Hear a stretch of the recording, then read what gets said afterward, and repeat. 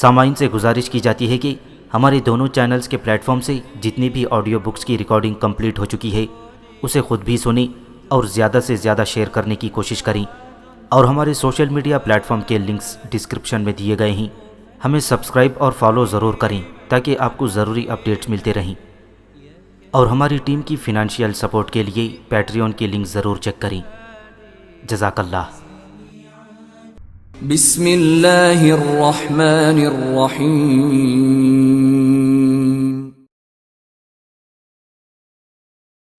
ڈوب ڈوب کے ابھری ناؤ، معاشرے پر چھائے ہوئے جعلی پیروں کے گناہوں کی شرمناک روداد۔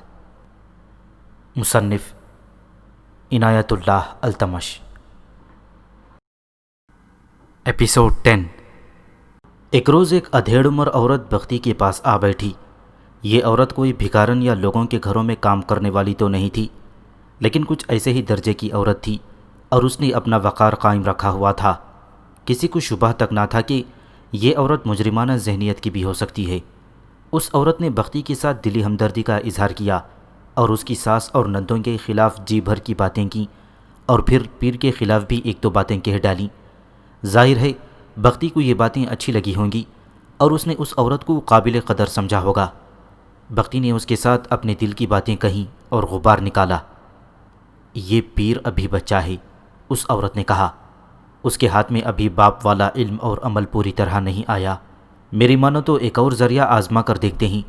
قبرستان کے ایک کونے میں گمنام سی ایک خانقاہ ہے، اس سے تھوڑی ہی دور ایک بہت پرانی قبر ہے جو پکی نہیں، صدیوں سے کچی آ رہی ہے۔ اس قبر کی کرامت یہ ہے کہ اس کے ارد گرد کی تمام قبریں بارشوں میں بہہ گئیں، لیکن یہ ابھی تک قائم ہے۔ یہ سوچو کہ دوسری قبروں کی طرح یہ بھی مٹی کی ڈھیری ہے، لیکن بارشیں اور طوفان اس کا کچھ نہیں بگاڑ سکے۔ میں جانتی ہوں کہ اس قبر پر جس کسی نے جو بھی دعا کی وہ قبول ہوتی ہے، بہت کم لوگوں کو اس کا علم ہے۔ تو کیا مجھے اس قبر پر جانا چاہیے؟ بختی نے پوچھا۔ یہی تو کہنے آئی ہوں، عورت نے جواب دیا۔ قبر کچھ دے گی نہیں تو تم سے کچھ مانگے گی بھی نہیں۔ اس قبر پر جانے کے لیے ایک خاص دن اور وقت مقرر ہے۔ دن منگل کا ہو اور وقت عصر کی اذان کے کچھ بعد کا۔ وہاں جانا چاہو تو پرسوں منگل ہے، اکیلی چلی جانا۔ قبر پر جانے سے پہلے خانقاہ میں جا کر فاتحہ پڑھنا، اس کے بعد قبر پر جانا اور فاتحہ پڑھ کر صرف اتنا کہنا، یا سخی میری گود ہری کر دے۔ چلی جانا، تمہارا کوئی خرچ نہیں ہوگا، نہ کوئی اور نقصان ہوگا۔ اس عورت نے اس خانقاہ اور قبر کی باتیں ایسے پراثر انداز میں کی تھیں کہ بختی متاثر ہو گئی اور اس نے وہاں جانے کا پکا ارادہ کر لیا۔ یہ خیال رکھنا، اس عورت نے کہا، نہا کر جانا اور کپڑے اور دوپٹہ بالکل سفید ہو اور ہاتھ میں چنبیلی کے پھول ہوں۔ دعا کے بعد پھول قبر کے سرہانے کی طرف رکھ جانا۔ سب سے ضروری احتیاط یہ کرنی ہے کہ کسی کو بتا کر گھر سے نہیں نکلنا، اپنے خاوند کو بھی نہیں بتانا، اور جب واپس آؤ تو کسی کے ساتھ ذکر نہ کرنا۔ منگل کا دن آ گیا تھا اور عصر کی اذان ہوتے ہی بختی گھر سے نکل گئی۔ اس نے غسل پہلے ہی کر لیا تھا اور سفید کپڑے پہنے اور ایک سہیلی کے گھر سے چنبیلی کے پھول لیے۔ اس نے پہلے خانقاہ پر جا کر فاتحہ پڑھی اور پھر اس عورت نے قبر کی جو نشانیاں بتائی تھیں ان کے مطابق قبر تک پہنچی۔ وہاں یہی ایک قبر تھی جس کی تلاش میں کوئی دشواری پیش نہیں آئی۔ قبر سے تھوڑے ہی فاصلے پر زمین نیچے چلی جاتی تھی، جس میں چھوٹے بڑے کھڈے تھی، اور یہ بالکل ویران علاقہ تھا۔ اس سے آگے ٹیلے اور ٹیکریاں تھیں اور بہت دور تک علاقہ ایسا ہی کٹا پھٹا اور اونچا نیچا تھا۔ بختی قبر کے قریب کھڑی فاتحہ پڑھ رہی تھی۔ اس پر جذبات کا ایسا غلبہ طاری ہوا کہ اس کے آنسو بہہ نکلے۔ وہ دعا بھی مانگ رہی تھی اور آنسو بھی بہے جا رہے تھی۔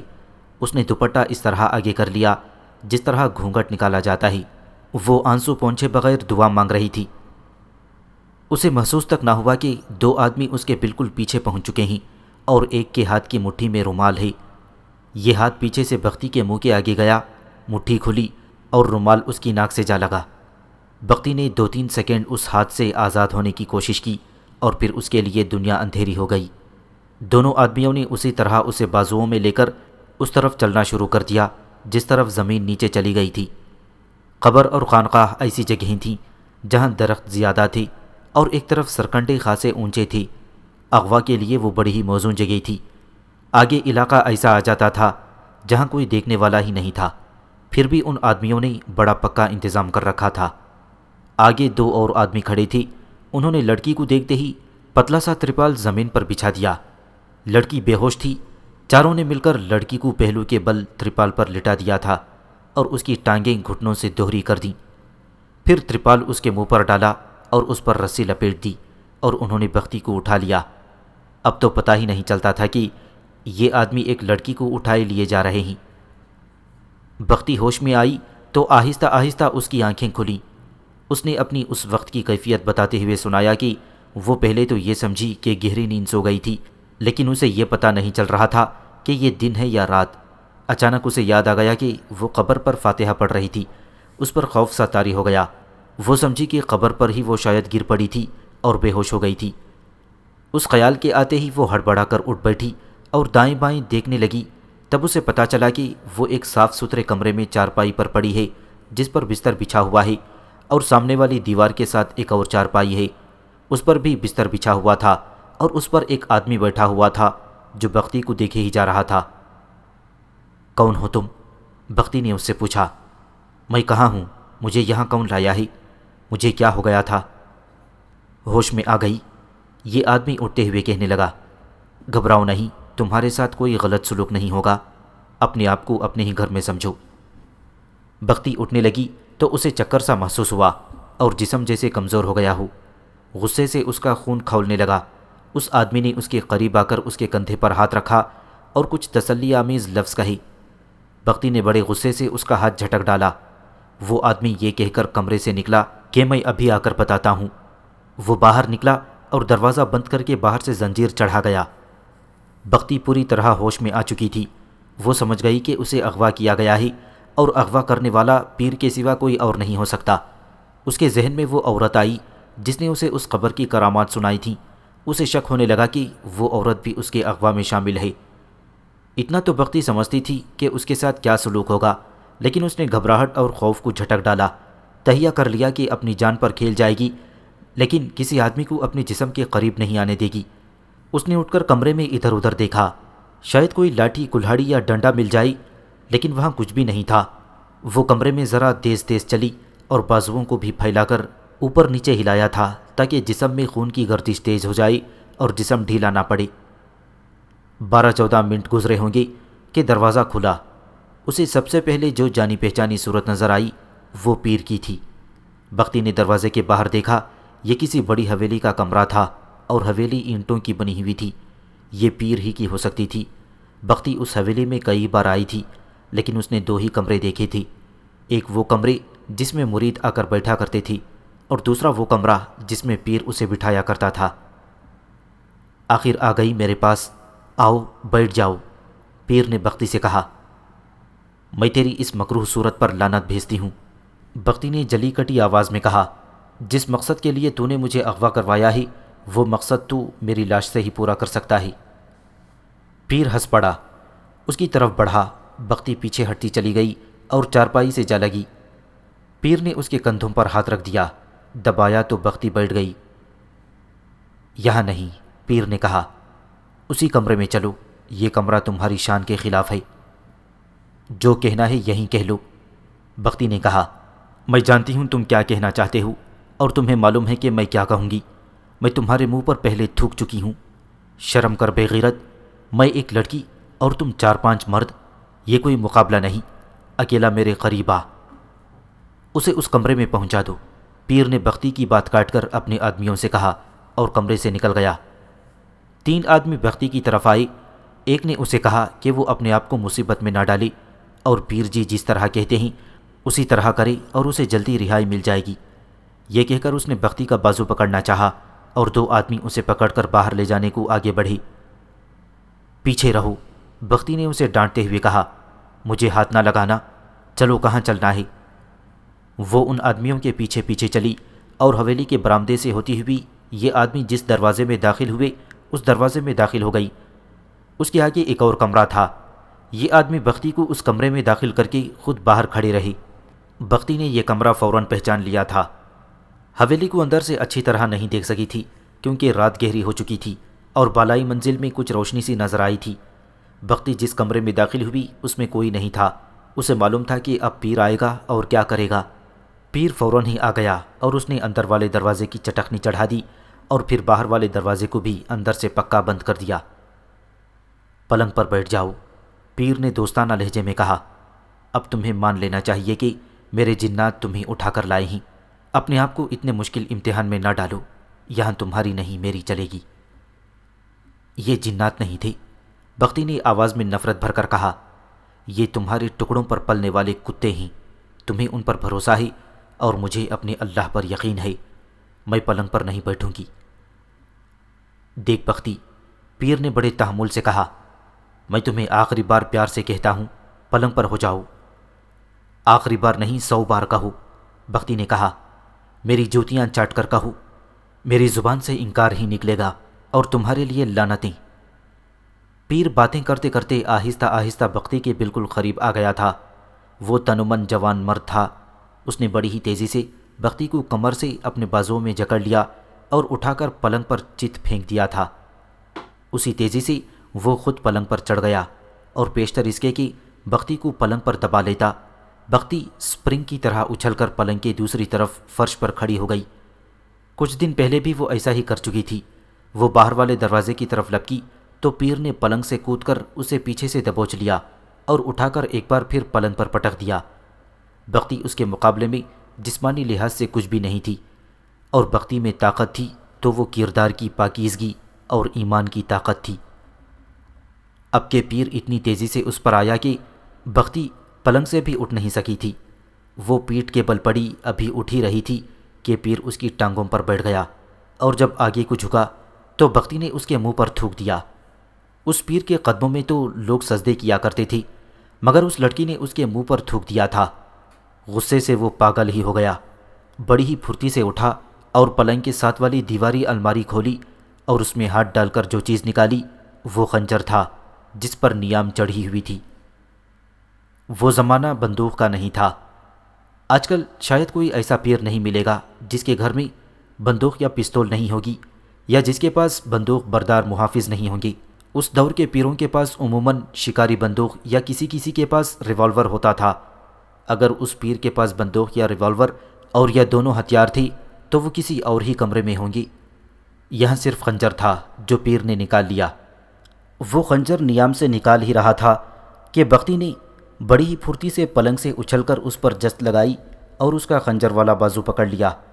فوراً ہی اس نے اس بازو کی کلائی میں دانت گاڑ دیے، اتنی زور سے کاٹا کہ پیر بلبلا اٹھا اور اس کے ہاتھ سے خنجر گر پڑا۔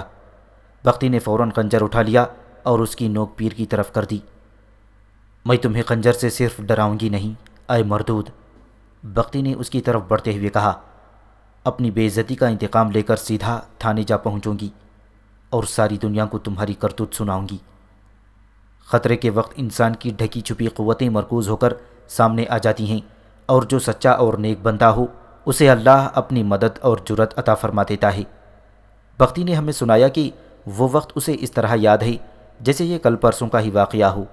وہ آج بھی حیران تھی کہ اس میں اتنی طاقت اور حوصلہ کس طرح آ گیا تھا۔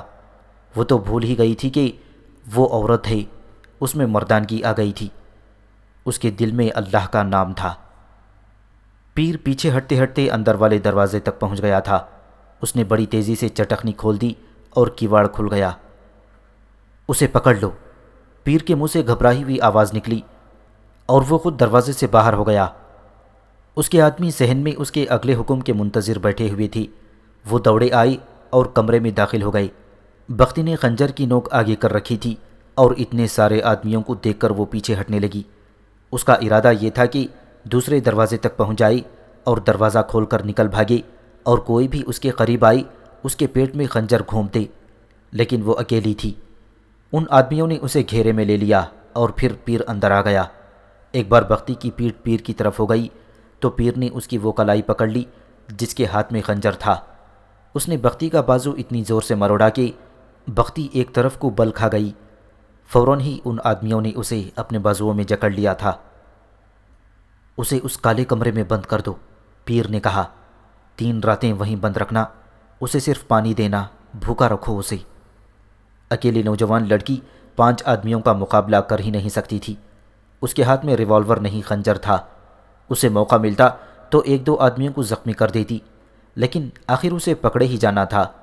انہوں نے اسے پکڑ لیا، بلکہ جکڑ لیا اور اٹھا کر ایک اور کمرے میں لے گئے جو بالکل تاریک تھا۔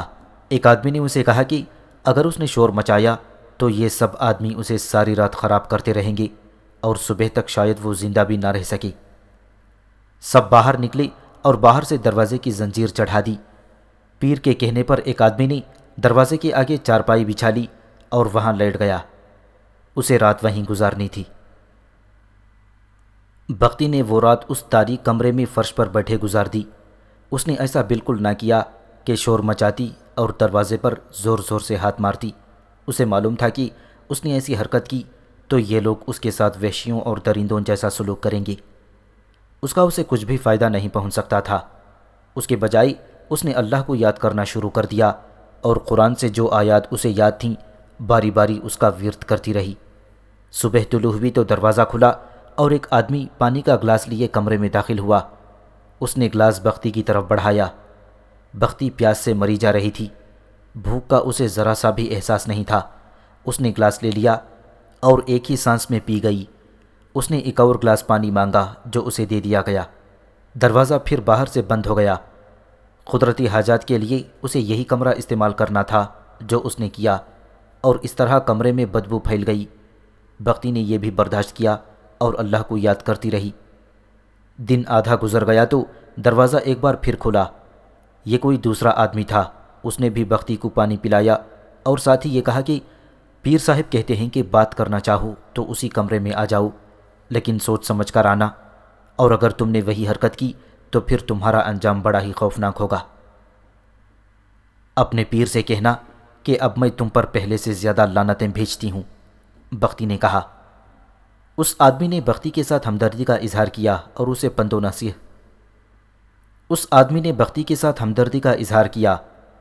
و نصیحت کرنے لگا۔ وہ اسے ہمدردی اور پیار سے رام کرنے کی کوشش کر رہا تھا، اور پھر اس نے بختی کو ڈرایا بھی، لیکن بختی نے طنزیہ مسکراہٹ کے ساتھ اسے دھتکار دیا۔ اس دن کا سورج ڈھل گیا۔ عصر کی نماز کا وقت ہونے لگا تھا کہ بختی کو باہر کچھ سرگرمی سی محسوس ہوئی جو شور شرابے میں بدل گئی تھی۔ باہر کچھ اور ہی ہو رہا تھا۔ یہ شور ان آدمیوں کا نہیں ہو سکتا تھا جو پیر نے اس کے پیچھے ڈال رکھے تھے۔ کمرے کا دروازہ کھلا تو پیر کمرے میں داخل ہوا۔ بختی اس ارادے سے اٹھی کہ اب پیر اس کے قریب آیا تو وہ ایک بار پھر اس کے منہ پر تھوک دے گی، لیکن پیر کے پیچھے ایک سکھ تھانے دار داخل ہوا اور 2-3 پولیس کے باوردی آدمی بھی کمرے میں آ گئے۔ چونکہ یہ لوگ باہر کی روشنی میں آئے تھے اور کمرہ تاریک تھا، اس لیے انہیں کچھ نظر نہیں آتا تھا۔ پیر جی، سکھ تھانے دار نے پیر سے کہا، لڑکی کو خود ہی روشنی میں لاؤ۔ ادھر دروازے میں آ جا بختی، پیر نے وہیں کھڑے کھڑے کہا۔ بختی دروازے میں آ گئی۔ تھانے دار نے اس سے اس کا نام پوچھا۔ بختی نے کہا، خوش بخت بیگم۔ پولیس کے ساتھ 2 بڑی اچھی حیثیت والے اور پکی عمر کے آدمی تھے۔ انہیں بختی کی برآمدی کا گواہ بنایا گیا۔ ان میں ایک مسلمان اور دوسرا ہندو تھا۔ کیا تمہیں یہاں زبردستی لایا گیا ہے؟ ہندو نے پوچھا۔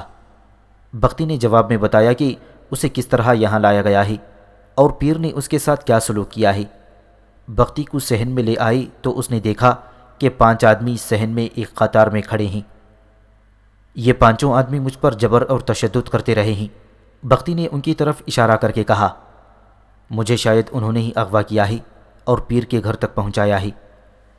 بختی نے ہمیں سنایا کہ حویلی کے اندر اتنا شور شرابہ تھا کہ اندازہ ہوتا تھا کہ باہر ایک ہجوم کھڑا چلا رہا ہے۔ اسے نعرے بھی سنائی دے رہے تھے جو زیادہ تر تکبیر کے نعرے تھے۔ ان سے پتہ چلتا تھا کہ باہر جو ہجوم ہے وہ مسلمانوں کا ہے۔ بختی سمجھ نہ سکی کہ پولیس اتنی جلدی کس طرح پہنچ گئی اور باہر نعرے کیوں لگ رہے ہیں اور اتنا شور شرابہ کیوں برپا ہو رہا ہے۔ حویلی کے اندر یہ کارروائی کہ تھانے دار کے کہنے پر ان 5 آدمیوں کو کیوں ہتکڑیاں لگا دی گئی ہیں؟ پیر جی حضرت، سکھ تھانے دار نے پیر سے کہا، میں آپ کی عزت افزائی کر رہا ہوں کہ آپ کو ہتکڑی کے بغیر تھانے لے جاؤں گا۔ اب یہ آپ کی ذمہ داری ہے کہ اپنی عزت کا کچھ خیال کر لیں، اگر نہیں تو پھر مجھ سے عزت کی توقع نہ رکھنا۔ پیر نے کوئی جواب نہ دیا سوائے اس کے کہ اس کا سر جھک گیا۔ تھانے دار کے اشارے پر 5 آدمیوں کو باہر لے گئی اور تھانے دار نے پیر کو اپنے ساتھ لیا۔ اور باہر کو چل پڑا۔ بختی کو بھی اس نے اپنے ساتھ لے لیا تھا۔ بختی باہر نکلی تو اس کی ماں بھی باہر موجود تھی اور اس کا باپ بھی۔ اس کے ساتھ بختی کا سسر بھی تھا اور اس کا خاوند بھی۔ تھانے دار بختی کو اس کے سامنے لے گیا۔ بختی دوڑ کر اپنی ماں کے گلے لگ گئی اور ایسی روئی کہ اپنے آپ پر قابو پانا محال ہو گیا۔ کیا یہ ہے آپ کی لڑکی؟ تھانے دار نے ان سے پوچھا۔ سب نے سر ہلا کر بڑی صاف آوازوں میں کہا کہ یہی ہے ان کی لڑکی خوشبخت بیگم۔ پیر کو پولیس کے نرغے میں دیکھ کر ہجوم کے نعرے اور زیادہ بلند ہو گئی۔ ہم اپنے پیر و مرشد کی توہین برداشت نہیں کریں گے، کٹ مریں گے۔ نعرہ تکبیر، اللہ اکبر، ہمارے پیر تھانے نہیں جائیں گے۔ ایک اور نعرہ یہ بھی لگ رہا تھا، لے کے رہیں گے پاکستان، بٹ کے رہے گا ہندوستان، پاکستان زندہ باد۔ یہ وہ وقت تھا جب تحریک پاکستان فیصلہ کن دور میں داخل ہو گئی تھی۔ بر صغیر کے تمام مسلمان ایک محاذ پر مورچہ بند ہو گئی تھی اور سب کا ایک ہی نعرہ تھا، لے کے رہیں گے پاکستان۔ مسلمان میں سیاسی بیداری پوری طرح پیدا ہو گئی تھی، یہاں تک کہ فرقہ بندی بھی ٹھنڈی پڑ گئی تھی اور تمام بڑے پیر وقت اور حالات کا دھارا دیکھ کر تحریک پاکستان میں شامل ہو گئی تھی، اور انہوں نے اپنے مریدوں کو حکم دے دیا تھا کہ پاکستان کے نام پر صرف مسلم لیگ کو ووٹ دیں اور یہ ذہن میں رکھیں کہ کانگریس ہندوؤں کی سیاسی پارٹی ہے۔ اس طرح پیر قوم کے ذہن اور اعصاب پر بلکہ عقیدوں پر بھی غالب رہی۔ اس صورتحال اور ان حالات میں لوگوں نے دیکھا کہ تھانے دار 8-10 کانسٹیبلوں کی گارڈ لیے کہیں جا رہا ہے تو لوگ تماشا دیکھنے کو نکل آئے۔ کسی کانسٹیبل نے بتا دیا ہوگا کہ پیر کے گھر چھاپا مارنے جا رہے ہیں۔ وجہ یہ معلوم ہوئی کہ ایک لڑکی اغوا ہو گئی ہے اور مخبروں نے اطلاع دی ہے کہ لڑکی اس پیر کے گھر میں ہے۔ یہ خبر جنگل کی آگ کی طرح قصبے کے مسلمانوں میں پھیل گئی۔ ان دنوں مسلمان فرقہ واریت ہندو مسلم کے معاملے میں بہت ہی جذباتی اور حساس تھے۔ کسی نے بھی یہ تسلیم نہ کیا کہ پیر کسی لڑکی کو اغوا کروا کے اپنے ہاں رکھ سکتا ہے۔ لوگ پیر کو تو خدا کا ایلچی سمجھتے تھے۔ مسلمانوں کے مقامی لیڈروں نے سنا تو وہ باہر نکل آئے۔ انہوں نے مسلمانوں سے کہا کہ یہ سکھوں کی اکثریت کا علاقہ ہے، اس لیے یہ ہندو اور سکھ مسلمانوں کی دل آزاری کرنا چاہتے ہیں اور مسلمانوں پر یہ دہشت بھی طاری کرنے کا ارادہ رکھتے ہیں کہ پولیس کسی پیر کو بھی گرفتار کر سکتی ہے۔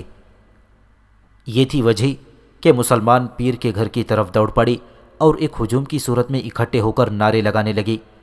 قریبی دیہات تک بھی یہ خبر پہنچ گئی۔ تھانے دار نے چھاپا اس طرح مارا تھا کہ کانسٹیبلز کو پیر کی حویلی کے ارد گرد کھڑا کر دیا تھا کہ اندر سے کوئی باہر نہ جا سکے۔ خود ہیڈ کانسٹیبل اور 2-3 کانسٹیبلز کو لے کر حویلی میں داخل ہوا تھا۔ پیر خود ہی سامنے آ گیا۔ تھانے دار نے اسے یہی کہا ہوگا کہ خوشبخت بیگم نام کی ایک لڑکی جو اغوا ہوئی ہے وہ اس کے حوالے کر دی جائے، ورنہ بہت بری طرح تلاشی لی جائے گی۔ پیر نے عافیت اسی میں سمجھی کہ لڑکی جہاں بند ہے وہاں تک تھانے دار کو لے جایا جائے۔ اس طرح یہ سکھ تھانے دار اس کمرے تک پہنچا اور اس نے پیر سے کہا کہ وہ خود اس لڑکی کو سامنے لائے۔ تھانے دار نے گواہ کے طور پر 2 معزز آدمی ساتھ لیے تھے، جن میں ایک ہندو اور ایک مسلمان تھا۔ تھانے دار نے باہر آ کر مسلمانوں کا ہجوم دیکھا اور پھر ان کا احتجاجی جوش و خروش دیکھا تو وہ پریشان ہو گیا۔ بختی اس منظر کی عینی شاہد تھی۔ اگر قانون اس سکھ تھانے دار کے ہاتھ میں ہوتا تو وہ ان مسلمانوں پر گولی چلا دیتا، لیکن وہ اپنا حکم نہیں چلا سکتا تھا۔ اگر چلاتا تو یہ صورتحال بڑی ہی خطرناک شکل اختیار کر سکتی تھی۔ پہلے میری بات سن لو، پھر نعرے لگاتے رہنا، تھانے دار نے ہجوم کے قریب جا کر بڑی بلند آواز میں کہا۔ تم لوگوں سے ڈر کر میں اپنی کارروائی روک نہیں دوں گا۔ یہ میری بادشاہی نہیں، یہ انگریزوں کی حکومت ہے اور میں ان کا ملازم ہوں۔ بہتر یہ ہے کہ اپنے 3-4 معزز آدمی سامنے کرو اور وہ میرے ساتھ بات کریں۔ بے وقوف نہ بنو، میں تمہارے پیر کے خلاف کوئی بات نہیں کروں گا۔ یہ لڑکی دیکھ لو، وہ پیر کے ایک کمرے سے برآمد ہوئی ہے اور وہ اسے ایک کمرے میں قید رکھا ہوا تھا۔ ابھی تو یہ پتہ ہی نہیں کہ یہ لڑکی پیر کے گھر میں کس طرح آئی تھی۔ میں وعدہ کرتا ہوں کہ تمہارے پیر کی شان میں ذرا سے بھی گستاخی نہیں ہوگی اور میں انہیں عزت سے لے جا رہا ہوں۔ تم لوگ یہ بھی دیکھ رہے ہوگے کہ میں نے دوسرے ملزموں کو ہتھکڑیاں لگا لی ہیں، لیکن پیر کو بغیر ہتھکڑی کے لے جا رہا ہوں۔ انہیں میں پوری عزت دے رہا ہوں۔ 3-4 آدمی میرے پاس آ جائیں جو بات کر سکیں اور بات سمجھ بھی سکیں۔ چند منٹ گزرے ہوں گے کہ 4 مقامی مسلمان لیڈر سامنے آئے اور تھانے دار انہیں اپنے ساتھ الگ لے گیا۔ انہیں بتایا کہ کیا واردات ہوئی ہے، وہ کس طرح پیر کے گھر تک پہنچا ہے۔ اس نے یہ بھی کہا کہ ایسا ہو ہی نہیں سکتا کہ وہ پیر کو تھانے نہ لے جائے، کیونکہ لڑکی اس حویلی سے برآمد ہوئی ہے اور یہ حویلی پیر کی ہے، اور پیر نے خود لڑکی اس کے حوالے کی ہے۔ مسلمانوں میں جوش و خروش کچھ زیادہ ہی پیدا ہو گیا تھا، اور یہ سیاسی بیداری کی وجہ سے تھا، اس لیے وہ اس سکھ تھانے دار کی بات ماننے پر آمادہ نہیں ہو رہی تھی۔ میں یہ قربانی دے سکتا ہوں، تھانے دار نے کہا، کہ میں نوکری چھوڑ دوں گا تاکہ میرے ہاتھوں آپ کے پیر کی بے ادبی نہ ہو سکے، لیکن معاملہ یہاں سے بگڑے گا، سنورے گا نہیں۔ میری جگہ کوئی اور تھانے دار آئے گا اور اس کے ساتھ ایک مجسٹریٹ ہوگا اور زیادہ نفری کی کارکردگی ہوگی۔ اگر آپ لوگوں نے رویہ یہی رکھا تو مجسٹریٹ پہلے لاٹھی چارج کروائے گا، پھر آنسو گیس کے گولے پھینکے گا، اور اگر ضرورت پڑی تو وہ گولے بھی چلوا سکتا ہے۔ آپ لوگ اگر پاکستان بنانا چاہتے ہیں تو وہ ابھی نہیں بنا، ابھی انگریزوں کی حکومت ہے جو اپنا حکم جبر اور تشدد سے منوایا کرتے ہیں۔ عقل اور ہوش سے کام لو اور مجھ سے یہ وعدہ لو کہ تھانے میں آ کر پیر کی ذرا سے بھی بے ادبی نہیں ہوگی۔ میں آپ کو یہ بھی بتا دوں کہ یہ 5 آدمی جو ہتھکڑیوں میں بندھے ہوئے ہیں، ان میں 3 سزا یافتہ ہیں اور یہ 5 جرائم پیشہ ہیں، اور ان کا ریکارڈ تھانے میں موجود ہے۔ میں نے یہ بھی دیکھنا ہے کہ یہ اس حویلی کے اندر بیٹھے کیا کر رہے تھی اور پیر کے ساتھ ان کے کیا تعلق ہیں۔ میں آپ لوگوں کو صحیح مشورہ دیتا ہوں کہ اتنا شور شرابہ نہ کرو، یہ معاملہ خاموشی سے طے ہونے دو اور مجھے موقع دو کہ میں آپ کے پیر کو بچا لوں۔ اگر میرے خلاف نعرے لگا کر مجھے غصہ چڑھا دو گے تو میں ذرا سے بھی رعایت نہیں کروں گا، اور قانون کے دائرے میں رہ کر قانون کا ہر تقاضا اور ہر حکم پورا کروں گا۔ کچھ بحث مباحثے کے بعد یہ طے پایا کہ 2 پڑھے لکھے معزز آدمی تھانے چلیں اور ان کی موجودگی میں پیر سے تفتیش کی جائے۔ بختی نے سنایا کہ وہاں ایک اور دلچسپ بات پیدا ہو گئی۔ مسلمانوں کے اس جوشیلے ہجوم نے کچھ روشن خیال مسلمان بھی تھے، انہوں نے یہ شوشہ چھوڑ دیا کہ اسلام میں پیر پرستی حرام ہے اور اس پیر کا گھر بدماشوں کا اڈا بنا ہوا ہے۔ وہ شاید ان 5 آدمیوں کو پہچانتے تھے جنہیں تھانے دار نے حویلی سے گرفتار کیا تھا۔ یہ روشن خیال اور جوان سال مسلمان ان کے حوالے سے بات کر رہے تھے کہ یہ پیر کے گھر کیا کر رہی تھی۔ وہاں پیر پرستوں کی اکثریت تھی اور ان روشن خیال مسلمانوں کے خلاف بولنے لگی۔ یہ روشن خیال مسلمان کہتے تھے کہ پیر عالم دین نہیں ہوتا اور ہم پر صرف عالم دین کی تعظیم اور تقلید کا فرض عائد ہوتا ہے۔ مختصر یہ کہ مسلمانوں کے ہجوم میں اپنی ہی مخالفت پیدا ہو گئی اور ہجوم 2 حصوں میں بڑھ گیا۔ پیر کے مخالفین کی تعداد بہت زیادہ تھی، اس لیے اکثریتی گروہ گالی گلوچ پر اتر آیا اور نوبت ہاتھا پائی تک پہنچنے والی تھی کہ پیر پرستی کے مخالفین نے پسپائی اختیار کر لی اور وہ وہاں سے کھسکنے لگے۔ بختی کو غالباً معلوم نہیں تھا کہ پیر پرستی کے مخالفین میں روشن خیال مسلمان تو ضرور ہی ہوں گے، اور یہ اس وقت کا جوان سال طبقہ تھا، لیکن اس وقت کچھ مسلمان انگریزوں کی پولیٹیکل پارٹی سے بھی تعلق رکھتے تھے اور 2-4 کانگریسی مسلمان بھی ہوں گے، اور اس کے علاوہ اس وقت بڑا ہی مختصر اور بے اثر سا طبقہ بھی تھا جنہیں کمیونسٹ کہا جاتا تھا۔ یہ سب تحریک پاکستان کا مخالف گروہ تھا، لیکن ان کی حیثیت کوئی خاص اثر نہیں رکھتی تھی، سوائے اس کے کہ ذرا سی چھیڑ چھاڑ اور تھوڑی سی شرارت پیدا کی جاتی تھی۔ اس دوران تھانے دار پیر اور اس کے جرائم پیشہ افراد کو اور بختی اور اس کے لواحقین کو تھانے لے گیا۔ اس طرح اللہ تبارک و تعالیٰ کی مدد سے بختی آزاد ہو گئی، وہ اپنی عزت و عصمت صاف بچا لائی تھی۔ تھانے دار 2 معزز قسم کے مسلمانوں کو اپنے ساتھ لے کر تھانے گیا ہوا تھا کہ ان کی موجودگی میں پیر سے پوچھ گچھ کرے گا۔